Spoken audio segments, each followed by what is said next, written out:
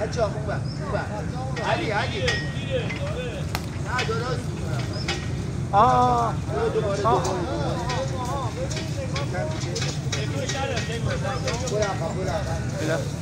پلاس رو شده دیگه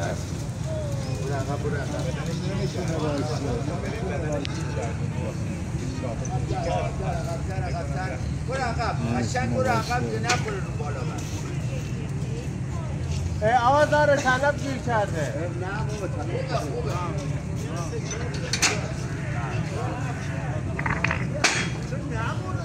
سنگر بگید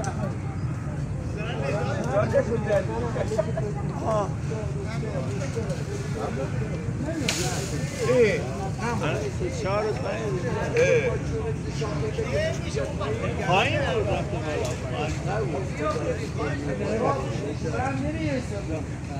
شاخره تکون بده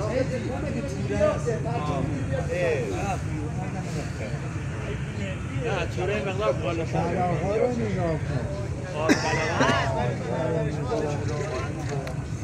وای کلاس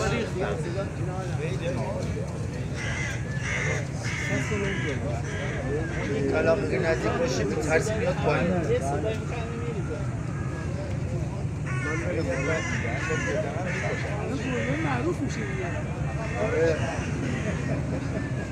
من کانال دارم حالا میذارم تو کانال گربه است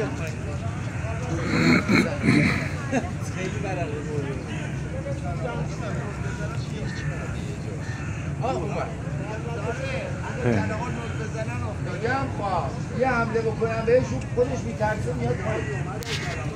نگاه یکی تو رو ندادم چطوری هم بالاتر